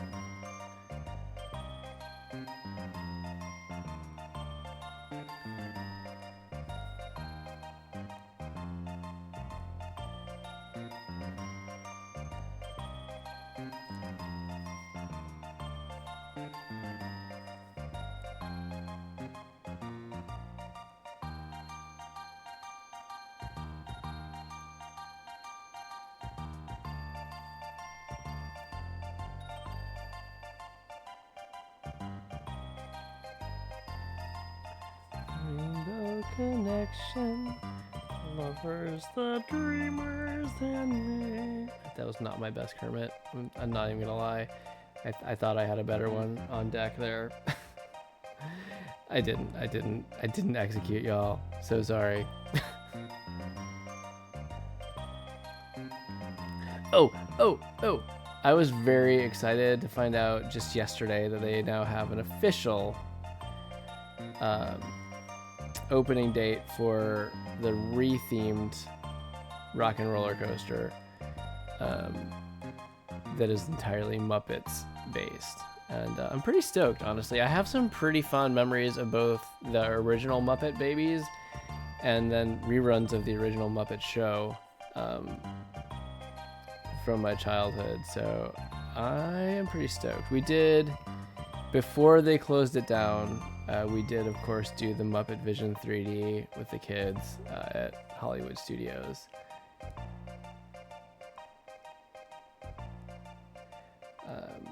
And, of course, walked around the Muppet Courtyard with the glorious Miss Piggy fountain statue, which from what I understand, that will be incorporated in the ride, the rock and roller coaster. Which, I mean, you got to, right? I remember I showed the kids the Weezer video for their music video, "Keep Fishin'," which has the Muppets in it, right? Like it's a whole Muppet mini episode with Weezer, and one of my kiddos absolutely was cracking up at Miss Piggy when she had like kidnapped the poor drummer. It was pretty hilarious. So we still quote the Miss Piggy, some of her quotes in that music video quite often. Don't go anywhere. Maybe I should just say that now when I go for Be Right Back. All right, guys, I'm gonna take a quick break. Don't go anywhere. That's not creepy, right? That's fine. That's totally normal. Yeah. Okay. Yeah, I'm seeing in chat that you all agree.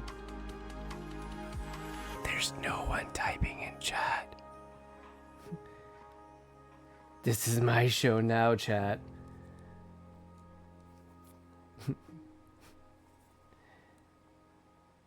And technically it was always my show. I don't know why I'm making a big deal of that now, but yeah, it is my show. Absolutely.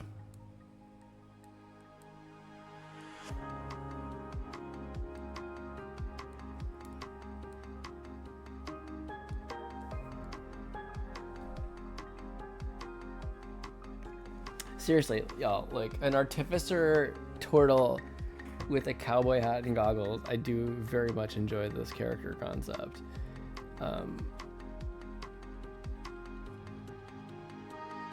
It was challenging to draw, but it made me happy once I got the final result.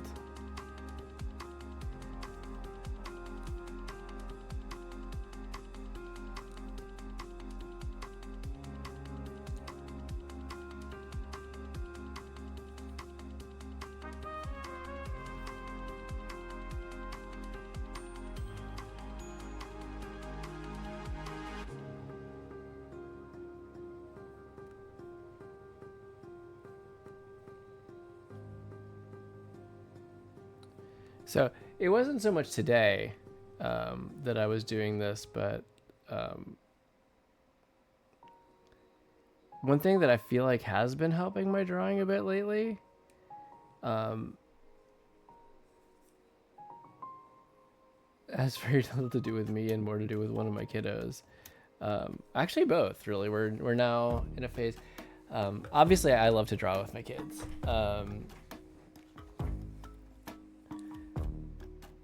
We have one kiddo who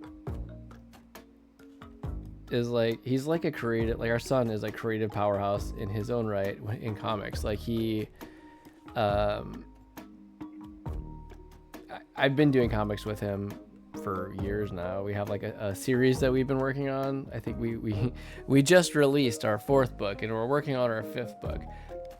Granted, they're, release means, I put the staples in them and we show them to Ashley and our daughter. That's pretty much it. And they get added to the stack that we reread semi-frequently. That's been super fun. But then a year and a half ago, maybe longer now, he got super inspired and just started doing one on his own. And what started out as him like knocking out a 3 or 4 page book in like an hour or two, like eventually before he kind of moved on to other projects, he created like something crazy like 300 plus pages. He was incredible. I'm like, why can't I be as productive as you? That's amazing. Like I should be taking notes on your process, honestly, kid. Yeah, it was really cool. So but that he kind of moved on from that, and now we've been back on our other project. And so like when we're in the car driving places, he's got like a clipboard, and so we'll work. So he'll tell me what he wants, or he'll do like a thumbnail, pass it up, be like, okay, can you pencil this? And so I'll pencil it, and then I will, pass it back, and he gives me the thumbs up, or he'll be like, I like it, but also erase everything and start over. That's happened a few times. I appreciate he intuitively knows the critique sandwich method, which for those of you who aren't familiar, if you haven't been in a critique group, one of the most common methods of critique is what they call as a critique sandwich. So you start out with something positive, like I like your line quality in this. Then you go with what your thing is like, oh, but what catches my eye is this. This is, I can't tell, or you got a tangent here, and I can't tell what's in front of what. And then you finish out with another positive. But overall, like, it's had a good energy, or I like the palette, something like that. And he just gets this intuitively. So he'll do that a lot. And he has given me some of the nicest ways anyone has ever told me that I have to completely redo something. Ever. But yeah, so I get at least a few days a week, some extra drawing practice doing his stuff, and that's nice. Times that I otherwise probably wouldn't be drawing, just again, like in the car, or sometimes we're just sitting around, sitting at home, kind of an in between things kind of moment.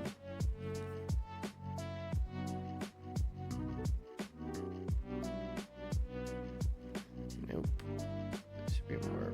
It needs to be parallel. What? There, that's better. At least a little bit more correct shaped. Whoop. And I work on some with my daughter as well, although her energy is such that she likes to jump more from project to project.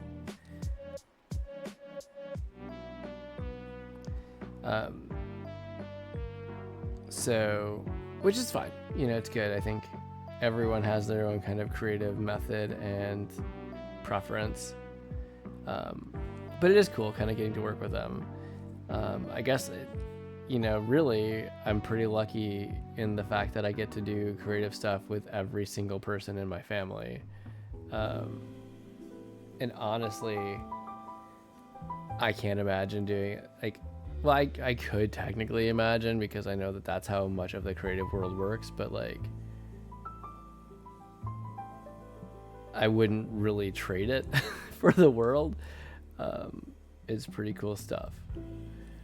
And it's also neat because even within the same household, the kinds of creative energies and the kinds of projects and the way, the working dynamic and the kind of energy is just different for each and every one of us. And that's been one of the really neat little things to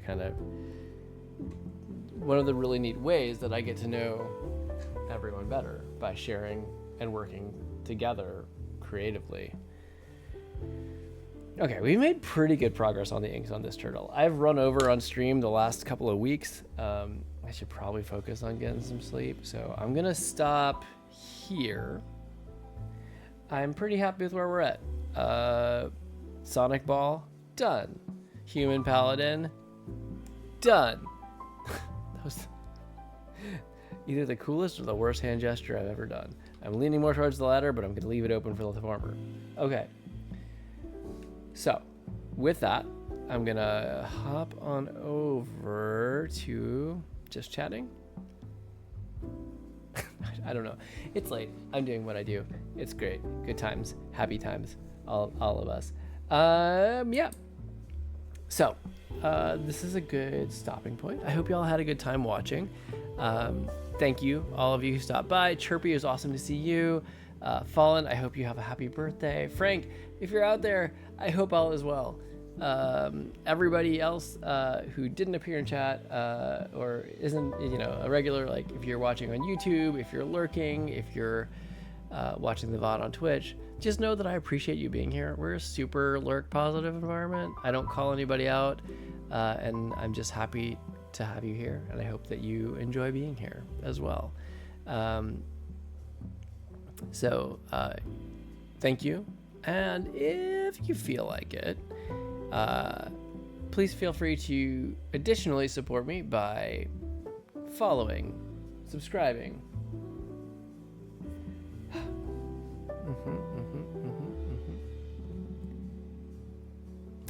When I'm giving a heartfelt thanks to all the viewers, of course, that's when the bots try to get in to sell me viewers. Good times. Thanks, bots. Thanks for reminding me. It's all good. Anywho, I disagree that they have the best viewers. We have the best viewers right here. Anyway, yes. Additionally, if you want to show a little additional support, just like a follow here on Twitch, or a subscribe on YouTube, a comment on the video, a like on the video on YouTube, or if you are really feeling so moved, a subscription here on Twitch. I know that's not free, so of course that is never expected. It's always appreciated. Just really any way that you want to say, like, hey, I like this and I want to see more of it. I appreciate that. Would I probably keep doing this if no one was watching? Yeah, this is a cool Zen time for me. I enjoy it a lot, but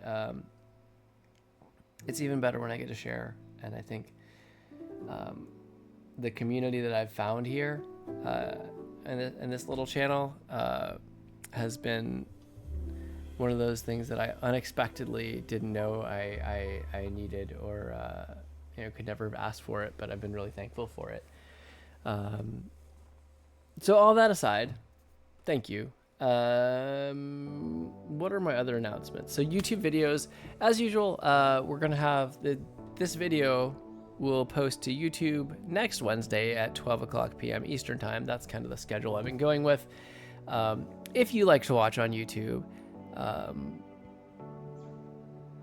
well, if you like watching on YouTube, that's awesome. If you don't, but also have trouble watching an entire stream here or in the VODs, I now am timestamping my YouTube videos, finally, after 140 plus videos,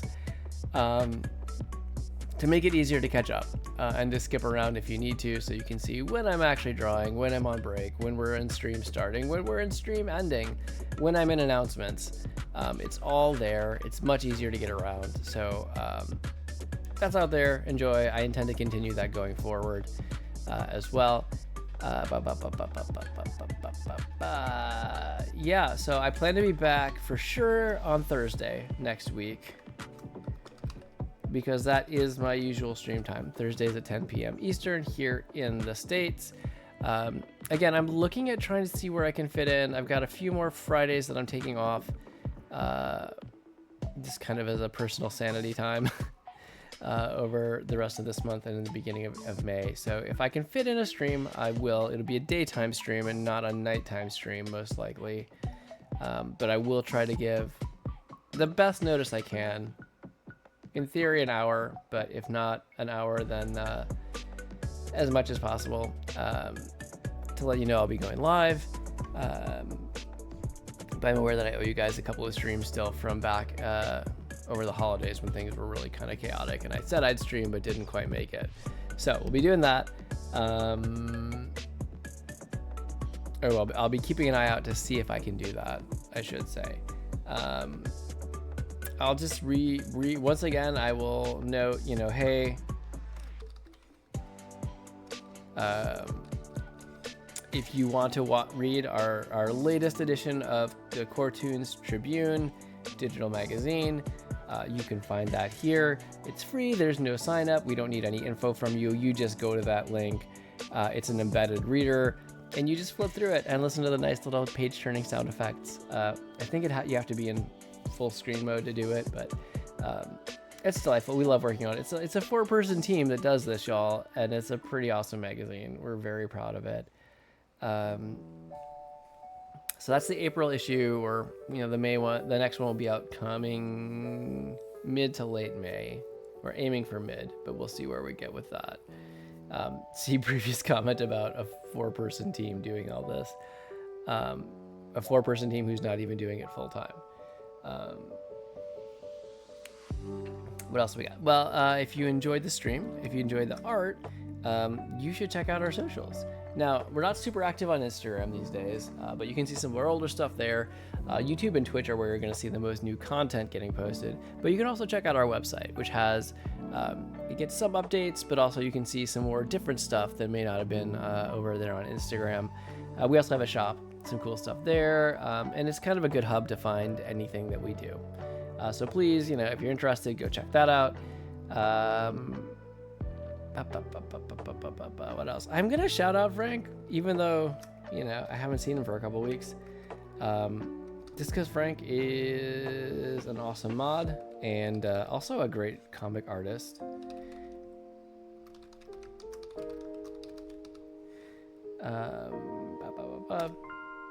And I appreciate all the work he's done here on stream, hanging out with me, and I enjoy his comics as well.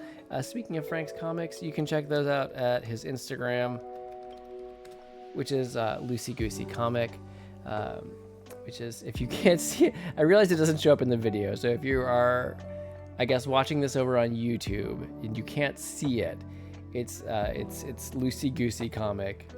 I'll just write it out. Loosey Goosey Comic, and that's at Instagram, so that's what it is.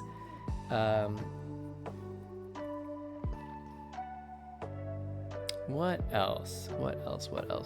I think that covers almost everything, y'all. It's been a good stream, a little bit quiet, but a good one. I'm happy with the progress that we made. Yeah, I think that does it for me, guys. I hope you've enjoyed your time here. I sure appreciate you being here. I say it time and time again, but this is like my art studio time. It's really, really zen for me. And I get to share it with all of you. I get to chat with all of you. And yeah, again, the community is something that I didn't expect or didn't know that I needed, but it's been really nice. And we're coming up on 3 years, and I hope to keep on doing this for a long time. So thank you all for being a part of that and for being part of why I do it. Yeah, that's it, guys. So I hope you have a great night. If I do not manage to get a stream in tomorrow, I hope you guys have a great week. Until next time, yeah, everybody just take care of yourselves. Thank you again, and good night. Bye.